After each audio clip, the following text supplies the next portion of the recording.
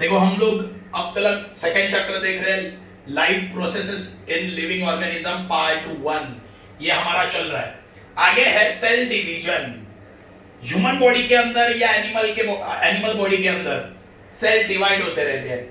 देखो human being के अंदर बहुत सारे सेल्स हैं, हर सेल डिवाइड होते रहता है। ओके, तो देखते हैं, cell division is one of the very important properties of cell and living organism. देखो सेल डिवीजन ये लिविंग ऑर्गेनिज्म में सबसे इंपॉर्टेंट है। कभी किसी ने सोचा कि हमारे बॉडी के पार्ट्स बढ़ते क्यों है साइज में, हमारा उम्र कैसे बढ़ता है, हमारी हाइट कैसे बढ़ती है ना?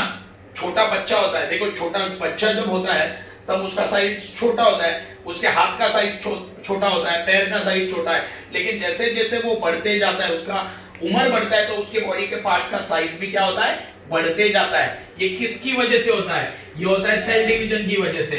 ये किसकी वजह से होता है? सेल डिवीजन की वजह से होता है। इसीलिए लिविंग ऑर्गेनिज्म में सेल डिवीजन बहुत ज्यादा इंपॉर्टेंट है। Due to this property only a new organism is formed from existing one। देखो इसी की वजह से एग्जिस्टिंग लिविंग ऑर्गेनिज्म से एक नया ऑर्गेनिज्म बनता है। फॉर एग्जांपल मां से बच्चा पैदा होना है ना, मां क्या लिविंग ऑर्गेनिज्म है ना, लिविंग ह्यूमन बीइंग, मां, उससे उसका बच्चा आता है। ओके, वो क्यों आता है? Because of cell division. मतलब एग्जिस्टिंग लिविंग ऑर्गेनिज्म से नए ऑर्गेनिज्म को जन्म दिया जाता है। वो कैसे होता है? वो होता है by cell division.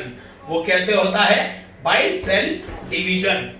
A multicellular organism grow up and emaciated body can be restored. देखो याद रखना, मल्टीसेलुलर एनिमल मतलब कौन? हम लोग। मल्टीसेलुलर और एनिमल्स कौन? हम लोग, ह्यूमन बीइंग्स, है ना, बड़े बड़े एनिमल्स, ओके, टाइगर वगैरह, ये मल्टी सेल्यूलर ऑर्गेनिज्म है। मतलब जिनके अंदर बहुत सारे सेल्स प्रेजेंट है, सही है, जिनके अंदर बहुत सारे सेल्स प्रेजेंट है, उनका बॉडी ग्रोथ होता है कि नहीं? बॉडी ग्रोथ क्यों होता है? Because of cell division. देखो बात याद रखना, फॉर एग्जांपल समझो ये एक सेल है, इससे ये सेल डिवाइड हो गया तो और दूसरे सेल बने, मतलब सेल का नंबर क्या होता है बॉडी में? सेल का नंबर बढ़ते जाता है, तो हमारा बॉडी पार्ट भी बढ़ते जाता है, समझे? Emaciated body can be restored. Emaciated body मतलब क्या? अगर समझो मुझे बॉडी पे यहां पे जख्म हो गया, ओके, कट गया मुझे, तो वो पार्ट वापस रिस्टोर होता है क्या? होता है ना? मतलब क्या है, जहां पे मुझे कटा है वहां पे वापस नए सेल बनने चालू हो जाएंगे और वो पार्ट वापस क्लियर हो जाएगा, मतलब ठीक हो जाएगा। There are two types of cell division. Cell division के कितने टाइप्स है? सेल डिवीजन के टाइप है दो, एक है माइटोसिस और दूसरा है मियोसिस। वेरी आईएमपी, बहुत ही आईएमपी है ये बोर्ड में आने वाला है ये सब। ओके, सेल डिवीजन के कितने टाइप है? दो टाइप है सेल डिवीजन। इसके कितने टाइप है? दो, एक है माइटोसिस और दूसरा है meiosis. Okay, meiosis occur in somatic cells sorry, mitosis occurs in somatic cells and stem cell of the body, whereas meiosis occurs in germ cell। देखो माइटोसिस कौन से सेल में होता है? Somatic cells and stem cells. और meiosis कौन से sales में होता है? देखो माइटोसिस क्या है? सेल डिवीजन है। माइटोसिस क्या है? Cell division. तो ये सेल डिवीजन कौन से सेल्स में होता है? ये टाइप का देखो दो टाइप है सेल डिवीजन के, माइटोसिस, मियोसिस। ओके, तो माइटोसिस ये सेल डिवीजन कौन से सेल में होता है? Somatic cell and stem cell. Meiosis होता है जर्म सेल। ओके, पहले तो हम लोग देखेंगे माइटोसिस। पहले हम लोग देखेंगे, देखो माइटोसिस का बहुत लंबा प्रोसेस है, मियोसिस का बहुत लंबा प्रोसेस है, तो हम लोग पहले देखेंगे माइटोसिस। देखो माइटोसिस कौन से सेल में होता है? Somatic cell. सोमैटिक मतलब देखो सोमा का मतलब होता है बॉडी। सोमा का मीनिंग क्या होता है? देखो सोमैटिक सेल, सोमा का मतलब होता है बॉडी, मतलब बॉडी के सेल। ओके, मतलब बॉडी को बनाने वाले सेल। सोमैटिक सेल मतलब क्या? बॉडी बनाने वाले सेल, मतलब बॉडी के ऑर्गन को बनाने वाले सेल।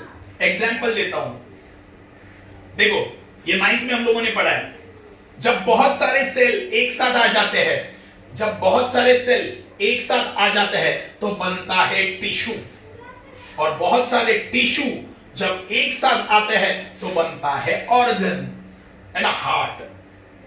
मतलब क्या है, कोई भी ऑर्गन है वो सेल से बना है। याद रखना, हमारे बॉडी के जितने भी ऑर्गन्स है वो सोमैटिक सेल से बने हैं। हमारे बॉडी के जितने भी ऑर्गन्स है वो कौन से सेल से बने हैं? Somatic cell. सोमा मतलब बॉडी, याद रखना। स्टेम सेल, देखो स्टेम सेल ऐसे सेल्स होते हैं, mother of all cell. Stem cell मतलब क्या? Mother of all cell.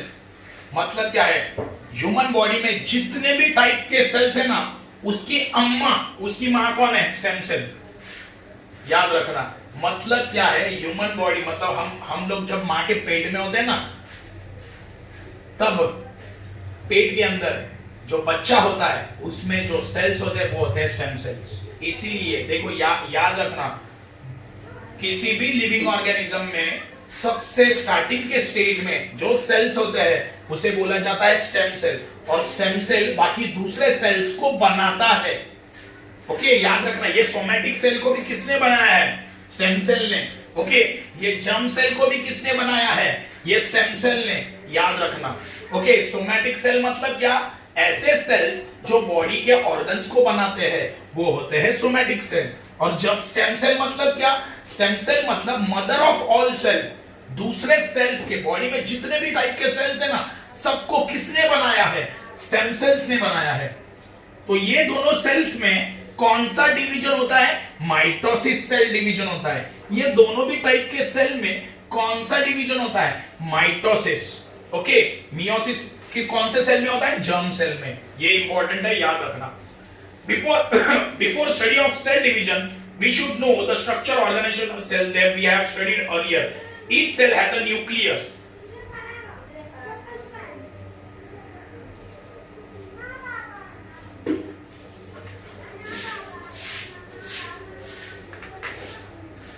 देखो कभी भी याद रखना, नॉर्मली सेल में होता क्या है, ये उसका सेल वॉल, ये सेल मेम्ब्रेन,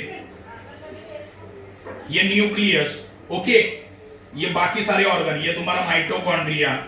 ओके, यहाँ पे छोटा सा न्यूक्लियोलस भी होता है, ये बॉडी पार्ट है सेल का, ये होता है न्यूक्लियोलस, ये न्यूक्लियस, ये माइटोकॉन्ड्रिया। सेल के पार्ट्स तो सबको पता है, याद रखना। समझो, ये एक सेल है, ये एक सेल है, ये अभी खुद को डिवाइड करने की कोशिश कर रहा है, मतलब इसमें से नए सेल को बनाएगा वो, मतलब ये खुद डिवाइड होगा, ये खुद क्या होगा? डिवाइड होगा, और उसमें से नया सेल बनेगा, इसे बोलेंगे सेल डिवीजन।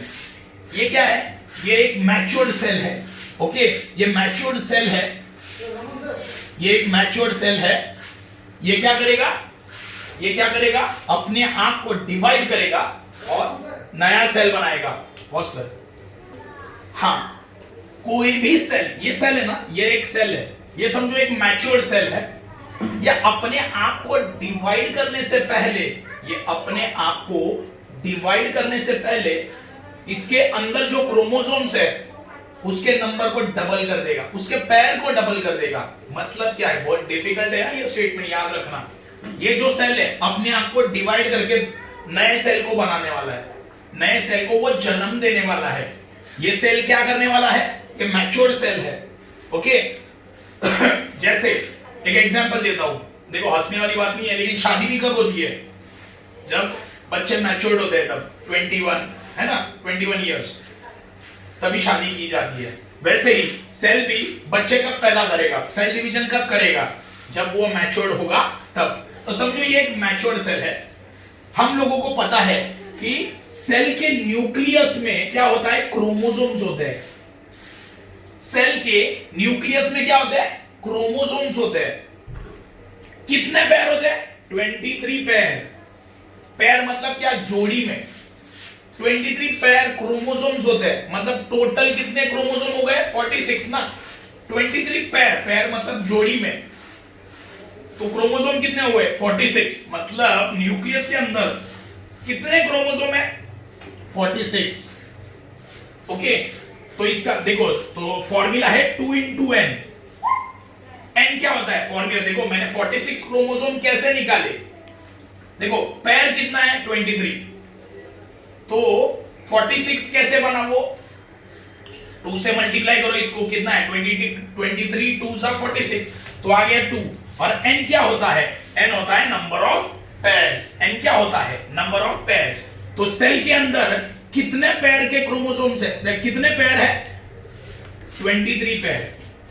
सेल के अंदर कितने पेयर है 23, तो n क्या हुआ 23, तो कितने क्रोमोसोम हुए 46।